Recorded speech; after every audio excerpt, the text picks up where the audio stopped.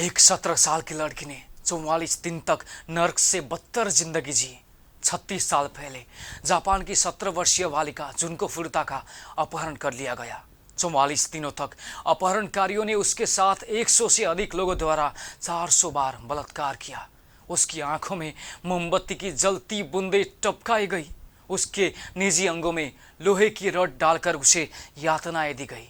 ये एक नाबालिग की उस 44 दिनों की नरक जैसे जिंदगी की कहानी है।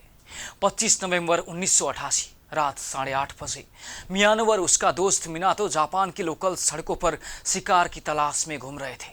उनका शौक था लड़कियों को लूटना और उसके साथ बलात्कार करना। उस रात भी वो किसी को शिकार बनाने निकले थे।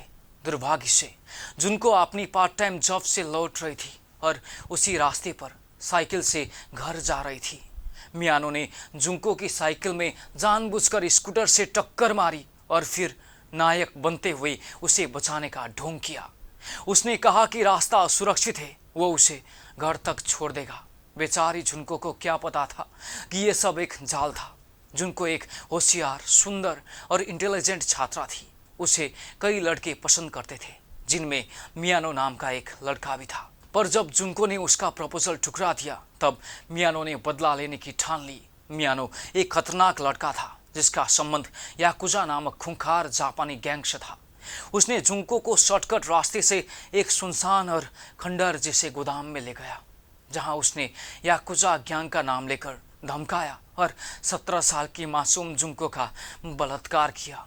उसने धमकी दी कि अगर उसने किसी को बताया तो उसके परिवार को मार डालेगा।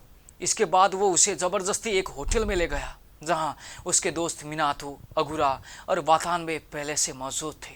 इन सब ने मिलकर भी जुंको के साथ बलात्कार किया। उन्हें इससे भी संतोष नहीं हुआ।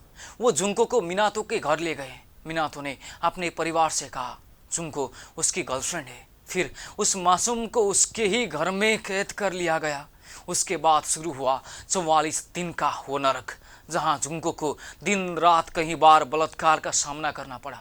हर दिन दर्जनों गैंग के सदस्य उन्हें नोचते थे, उसके साथ अमानवीय व्यवहार करते थे। उन्होंने उसके निजी अंगों में लोहे की रड, जलती सिगरेट, बियर के बोतल और यहाँ तक कि जलते हुए लाइटर डालकर यातनाएं थी। उसे नंगा करके सीलिंग से लटका दिया और पंचिंग बैग बनाकर पीटा जाता। ऊंचाई से गिराया जाता। वो बेहोश होती तो ठंडा पानी डालकर होश में लाया जाता और फिर से अत्याचार शुरू होता।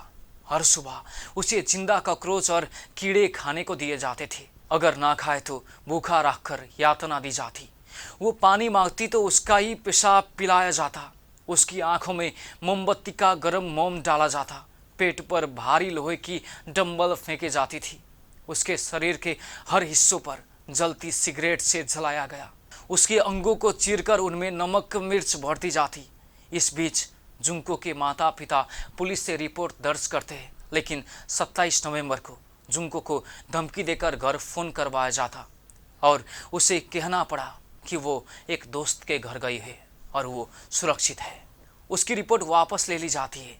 20वें दिन जब चारों लड़के नशे में धुत थे, जुंको किसी तरह रेंगते हुए फोन तक पहुंचती और पुलिस को कॉल करने की कोशिश करती है, पर नंबर डायल करने की आवाज़ सुनकर वो जागते हैं और उसके बाद की यातनाएं इतनी अमानवीय थी कि कल्पना से परे है।